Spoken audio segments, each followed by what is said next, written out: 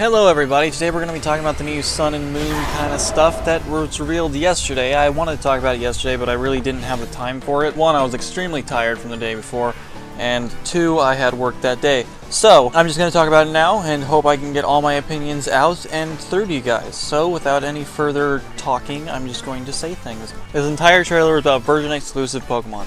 And the first one we have is some kind of lemur thing. I don't know, it's like... I don't know exactly what sport it's trying to be playing right now, but okay, it works. It's called Passimian. I hope to God I said that right. It is a fighting type, and its ability is Receiver. I don't know why they're always making monkeys fighting types, though. That seems kind of weird. Like, you got Mankey, Primate, and Fernape. Well, I mean, I guess there is always Apom and Ambipom, but still, for the most part, they're all fighting types. It's always a fighting monkey. Overall, I don't actually hate this one's design too much. And its ability is interesting, but it really isn't all that useful in anything other than double battles. Which, I mean, that's fine and everything, but it has no real purpose in single battles as of right now, simply because that's what its ability is there for. Okay, moving on. The next one is called Orion Guru, and no, please don't put Harambe stuff on my videos. I am so sick and tired of that meme. I can't even play Winston in Overwatch anymore without somebody going, hey Harambe, I got you. And I just leave the game. I seriously just leave the game at that point, because it's ridiculous. It's an orangutan. Anyway, enough ranting about that. It's Orion Guru. Orion Guru? Yeah, that's how it's pronounced. Alright. This one is okay. I mean, it's not a fighting type with the other monkey, but still. It's a normal psychic, which is a interesting combo, actually. I don't really understand exactly why it's a normal psychic instead of just psychic, but whatever. Instead of having an ability, its new move is Instruct. Instruct will allow a Pokemon to basically attack again, I believe. In both the Japanese trailer and the English trailer, any move that would attack all the opponents is being used, but still. And its ability is Telepathy, which allows it to not be hit by moves that hit the entire field, which is actually a pretty good ability, actually. Still only useful in double battles, but honestly, that makes up for it, kind of. Its other ability is Inner Focus, which I've never really liked Inner Focus, especially coming from someone whose favorite Pokemon has Inner Focus. It's just, Next we get on to Rockruff's evolutions, for apparently they're not time-based, and every single thing I had read said, oh, they're time-based, one evolves during the day and one evolves during the night, and they're version-exclusive time-based, so you have to be at night and moon, and you have to be during the day and sun, but apparently there's not time-based at all. They're just version-exclusive. So if you get Sun, then you get... Oh my god, this name is just perfect. It's called Lycanroc. Lycan, as in like lycanthropes, as in werewolves. That is so awesome. I don't know, I love werewolves. Werewolves are cool. Anyway, it's called Lycanroc. If you get Sun, you get its midday form, and it's just a standard rock type. Its abilities are Keen Eye and Sand Rush, which, okay, I guess not really that great of abilities in my opinion, but yeah. Honestly, I don't really like the abilities too much for both of the forms, actually. So I'm really hoping that whatever hidden ability they get is really, really good, because Keen Eye and Sand Rush just aren't that great. I mean, Keen Eye has its uses, and Sand Rush, if you're running a Sandstorm team, sure, go for it. But, I don't know. They don't really seem to help it, in my opinion. Likewise, there's a new move called Accelerock. I don't exactly know if that's the move that was shown in this trailer, but alright, I'm just gonna go with it.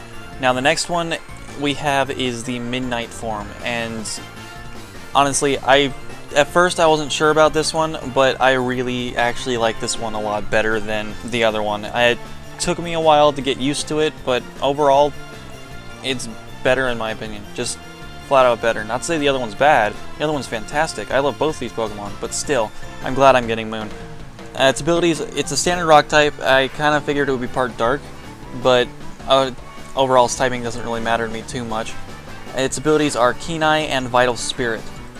And again, those abilities aren't that great. Vital Spirit is okay, but Keen Eye, I guess, I don't know. Overall, the only move it's really been confirmed to know is counter. Apparently it specializes in like taking attacks and then sending them back at the opponent or whatever. So it's possible this Pokemon is pretty tanky, which would be good. I would like to have a tank on my team every now and again. Most of the Pokemon I like are not tanks. And overall, that's all the new Pokemon we have to talk about. However, Rockruff's evolution is very interesting for one certain thing in particular. Several months ago in a CoroCoro magazine, it said that Popplio, Litten, Rowlet, and Rockruff would all have a secret evolution of some sort. A special secret something. I don't know. This being a version exclusive evolution could possibly mean that the starters also have version exclusive evolutions. Now, that's just kind of speculation, but it did say that all those Pokemon together had some sort of secret. And one of the last few issues of CoroCoro, it said next month we will reveal information on Rockruff's secret evolution. So it's very possible that the starters for this region, including all the rumors that have been going around about a branched evolution, have some sort of version exclusive evolutions. Now, I assume that Rockruff's evolutions in later games, like, I don't know, let's say for the hell of it, they remade Diamond and Pearl this generation, then I'm sure that they would turn into time-based, so it's possible that the starters in later games will become time-based evolutions as well. I don't know. It's just a speculation, it's just theory, but you know, I mean, it could happen. It very well could, especially considering the fact that they apparently had something very similar, according to that one magazine. Alright, moving on. We get a good look at the character customization for once, and there are still no decent pairs of pants in this entire thing. I just want good pairs of pants. Anyway, overall it looks as though we have a lot more options than X and Y did, especially in terms of hair and eye color, because as you can see right here, we have yellow, burgundy, and violet to choose from for eyes, which are not colors we had before. I believe in X and Y we had hazel, green, blue, and default. I think that's about all we had. But this one is actually, it's nice to see more colors. We get a good look at some of the outfits they decided to show off for this, which, this one, I don't even know where to begin with this one. And this one is also just, they have no fashion sense, I guess. I don't know. I can't. Like, something interesting to note is that there are actual glasses in this game, which is kind of nice, since as a person who wears glasses, I would kind of like to actually wear glasses in the game, if they look decent. None of the glasses shown in this trailer look decent. However, something to take note about this character's appearance right here is that his hair is actually burgundy colored, which is kind of like a reddish violet sort of thing. So that's cool, actually. It shows there's a lot more hair colors in this game as well.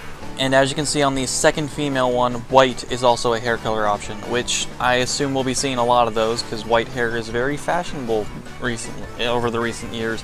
So, yeah. And these glasses, they're just so fabulous. Although overall, this last one actually doesn't look too bad. It could use without the glasses, but overall that's not too bad of a look. But there's a Gothitelle on their shirt, ruining it. Terrible Pokemon. Terrible Pokemon. This next bit is about grooming Pokemon, which I really don't care about, so I'm just going to skip it. Now, these Z moves, Pikachu, what are you doing?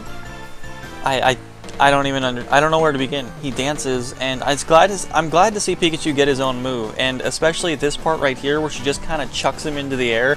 That's kind of funny, but the dance at the beginning is a little weird, but overall, it's not too bad. It's nice to see Pikachu get something.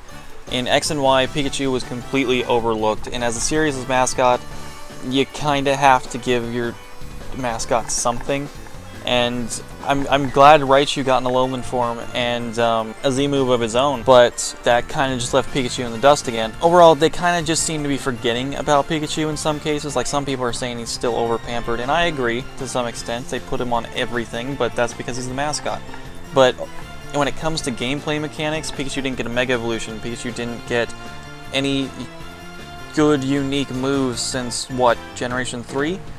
and now he finally has a Z move, which puts the focus on him a little more, and that's what I like. I like that.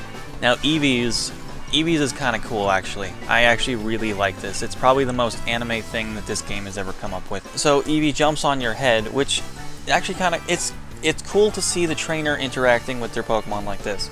Because, I mean, with Pikachu's, you actually grab Pikachu and then throw him, and with Eevee's, it just lands on top of your head, and that's interesting to me. I like seeing that. Now, Eevee's is not a actual attack move, but it is a power-up move, which may actually make it useful depending on when Z moves go off. I don't know if Z moves have priority over other moves.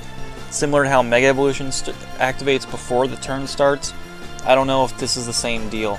So if you can get Eevee's Z move off, it would definitely make it a lot more useful, which is fantastic for Evie, because I've always liked Evie.